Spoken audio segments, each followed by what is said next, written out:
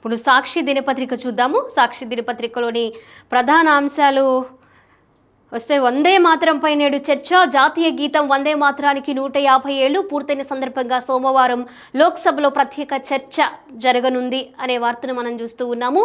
అలాగే అప్పన్న సేవలో కోహ్లీ, సింహాచలంలో శ్రీ వరాహ లక్ష్మీ నరసింహస్వామిని భారత క్రికెటర్లు విరాట్ కోహ్లీ, వాషింగ్టన్ సురేందర్ ఆదివారం దర్శించుకున్నారు అనే వార్తను మనం చూస్తూ ఉన్నాం. ఇక ఉపాధికి పనిగండం. చంద్రబాబు 18 నెలల పాలనలో ఏకంగా దాదాపు 5.5 కోట్ల పని దినాలకు కోత అనే వార్తని ఇక్కడ చూస్తూ ఉన్నాము. ఇక ఉపాధి హామీ నిధులు నొక్కేసి సొంత వారికి దోచిపెట్టి భారతదేశంలో ఎక్కడా లేని ఉపాధి హామీ నిధులు పక్కదారి మళ్లించిన వ్యవహారం ఇక్కడ మనము 2019లో వైసీపీ ప్రభుత్వంలో చూసాము. అక్కడ ఇసుక నిలిపివేసి భవన నిర్మాణ కార్మికులకి ఉపాధి లేక ఎన్నో నెలల పాటు ఇబ్బందులు పడిన పరిస్థితి అప్పట్లో మనం చూసాము. ప్రజలందరూ చూశారు. ఆఖరికి అడ్డా కూలీలతో సహా పని లేక ఎన్నో ఇక్కట్లు ఎదుర్కొన్నారు. కేవలం వైసీపీ కార్యకర్తలకి, ఆయన సొంత వారికి పని లేకుండా, అంటే ఏమి పని చేయకుండానే వారికి ఆ ఉపాధి హామీ నిధుల్ని పక్కదారి మళ్లించిన పరిస్థితి అప్పట్లో చూసాం. సో దాన్ని మర్చిపోయి ఇప్పుడేదో ఈ వ్యవహారాన్ని, ఒక కొత్త అబద్ధాన్ని, ఈరోజు కొత్త అబద్ధాన్ని ప్రచురించింది ఆల్రెడీ సాక్షి దినపత్రిక. మరి అంత దారుణంగా ఉపాధి హామీ నిధులు పక్కదారి మళ్ళాయి అప్పట్లో.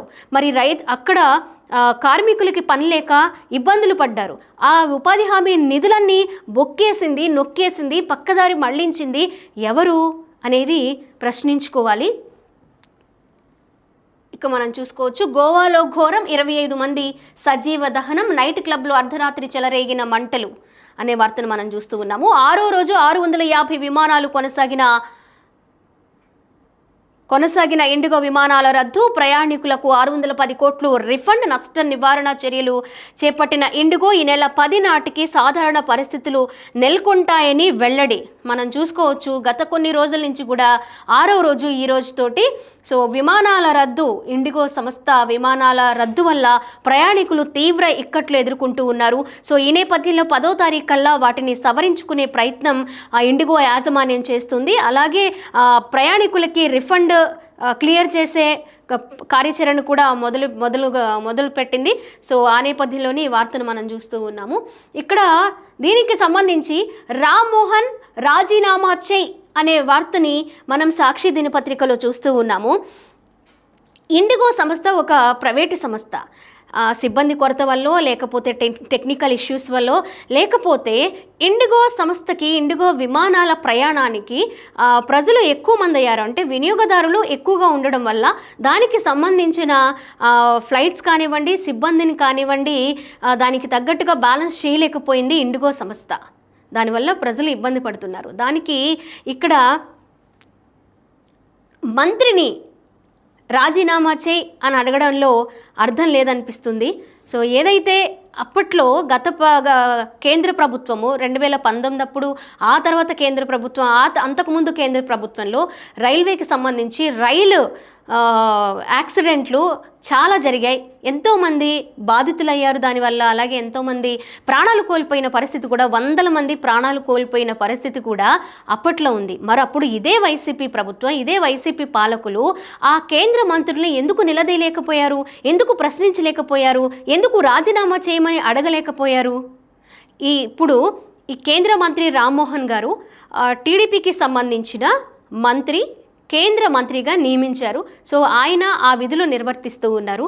మరి ఇప్పుడు చాలా ఈజీగా, చాలా సింపుల్గా రాజీనామా చేయి అడిగినట్లుగానే కేంద్రంలో ఉన్న మంత్రుల్ని అదేవిధంగా రాజీనామా చేయి అనే ధైర్యం వైసీపీ కానీ, వైసీపీ పాలకులు కానీ, ఇదే సాక్షి దినపత్రిక కానీ చేస్తుందా? ఇక్కడ ఆంధ్రప్రదేశ్లో చీమ చిటుకుమన్నా కూడా కూటమి ప్రభుత్వానికి ఆపాదించే వైసీపీ పాలకులు కేంద్ర వ్యాప్తంగా జరిగే కొన్ని పరిస్థితులకు కానివ్వండి, లేకపోతే దారుణాలకు కానివ్వండి, వైసీపీలో కూడా చాలా దారుణాలు జరిగినాయి. అప్పుడు ఎందుకు వారిని వారు ప్రశ్నించుకోలేకపోయారు అనేది వారికే వదిలేస్తూ ఉన్నాను.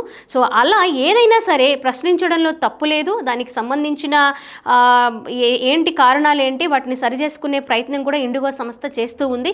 10వ తారీఖు లోపు పూర్తిగా అన్నీ క్లియర్ అయ్యి మళ్ళీ యథాతథంగా ఇండిగో ఫ్లైట్స్ నడిచే అవకాశాలు ఉన్నాయి కూడా అని కూడా మనకి తెలుస్తూ ఉంది. రిఫండ్ కూడా క్లియర్ చేస్తూ ఉన్నారు. ఈ నేపథ్యంలో అక్కడ ప్రయాణికుల ఇక్కట్ల గురించి వాటిని సానుకూలంగా ఎలా పరిష్కరించేయాలి అనే విధంగా ప్రయత్నాలు జరుగుతూ ఉన్నప్పుడు ఈ విధంగా రామ్మోహన్ రాజీనామా చేయి అని అడిగేస్తూ ఉన్నారు. కేంద్రంలో జరిగే ప్రతిదానికి లేదా రైల్వే శాఖలో జరిగే ప్రతిదానికి కూడా ప్రతి మంత్రిని ఇలా క్వశ్చన్ చేస్తే బాగుంటుందని నా అభిప్రాయం. సో అదే సిఐడి ఇప్పుడు సాక్ష్యాలు లేవంటుంది. అప్పుడున్న సాక్ష్యాలు ఇప్పుడు ఏమయ్యాయి అని సాక్షి దినపత్రికలో ఈ వార్తలను చూస్తూ ఉన్నాము. అప్పుడంటే వైపీఎస్లు పనిచేశారు, వైసీపీ పాలనలో వైపీఎస్లు పనిచేశారు. ఇప్పుడు కేవలం ఐపీఎస్లు మాత్రమే పనిచేస్తూ ఉన్నారు. ఇంకా ఈ చంద్రబాబు నాయుడు గారి అసలు అరెస్టే అక్రమమా సక్రమమా అనే దాని మీద సుప్రీంకోర్టులో ఇంకా విచారణ కొనసాగుతూ ఉంది. సో దానికి ఇప్పుడు కేవలం అసలు ఆధారాలే చూపించలేక ఆ కేసెస్ అన్ని ఒక్కొక్కటిగా కొట్టేస్తూ ఉన్న పరిస్థితి కనిపిస్తూ ఉంది. ఇప్పుడు దాన్ని అప్పుడు ఉన్నవి ఇప్పుడు లేవు అంటే అప్పుడు ఏదైనా సృష్టించగలరు, వైపీఎస్లు ఉన్నారు కాబట్టి ఏదైనా మార్చగలరు. వైసీపీ పాలకులకి వైసీపీ ప్రభుత్వానికి అనుకూలంగా వైపీఎస్లు పనిచేశారు. ఇప్పుడు కూటమిలో ఏదైనా నిజాయితీగా నిబద్ధతగా ప్రజలకు మేలు చేసే విధంగా అలాగే ఏదైనా సరే విచారణ కోర్టులు చేస్తారు. టీడీపీ నాయకులు టీడీపీ పాలకులు లేదా కూటమి పాలకులు చేయరు. ఇక్కడ కోర్టులో విచారణలు జరుగుతుంది. కోర్టే దీనికి ఒక నిరాధారణమైన సాక్ష్యాలు ఉన్నాయి, అక్కడ సాక్ష్యాలు కరెక్ట్గా లేవు కాబట్టి ఒక్కొక్క కేసు అనేది కొట్టేయడం జరుగుతుంది. అందులో భాగమే కొన్ని కేసెస్ అనేవి కూడా జరుగుతూ ఉందన్నమాట. అప్పుడు ఆ అరెస్ట్ని ఖండిస్తూ ఎంతోమంది ప్రజలు రోడ్ల మీదకి రావడం, ఈ కేసు ఈ అరెస్టు అక్రమం అని నినదించడం, చంద్రబాబు నాయుడు గారికి సపోర్ట్గా నిలబడడం అంతా మనం ప్రజలందరూ చూశారు. ఇక్కడ కోర్టులు నిర్ధారిస్తాయి, ప్రజలు నిర్ధారిస్తారు. పాలకులు ప్రజల్ని పరిపాలించడంలో తప్ప మిగిలిన ఏవి పాలకుల చేతుల్లో ఉండవు. అది అర్థం చేసుకుంటే బాగుంటుంది. ఇక కర్ణాటకపై వీడని సస్పెన్స్, కర్ణాటకలో అధికార మార్పిడిపై సస్పెన్స్ కొనసాగుతుంది. ఢిల్లీలో సోనియా గాంధీ నివాసంలో కాంగ్రెస్ పార్టీ అగ్రనేతల సమావేశమై కర్ణాటక అంశాన్ని ప్రత్యేకంగా చర్చించినట్లు ఏఐసిసి ప్రధాన కార్యదర్శి కేసీ వేణుగోపాల్ తెలిపారు అనేది కూడా మనం చూస్తున్నాం. ఆన్లైన్ అమ్మకాల్లో భారత్ దూకుడు, పండుగ అమ్మకాల్లో అమెరికాను అధిగమించిన వైనం అనే వార్తను మనం చూస్తూ ఉన్నాము. ఇక డిగ్రీ లెవెల్ ప్లానింగ్ భేష్ అనే వార్తను మనం చూస్తూ ఉన్నాం. ఇక మీరు కావచ్చు మిస్టర్ బ్రాండ్ అనే వార్తను కూడా మనం చూస్తూ ఉన్నాము. దానికి సంబంధించిన ప్రాసెస్ ఏదో చేస్తే మిస్టర్ బ్రాండ్ ఎవరైనా కావచ్చట. అదేవిధంగా ఈ వార్తను మనము సాక్షి దినపత్రికలో చూస్తూ ఉన్నాము.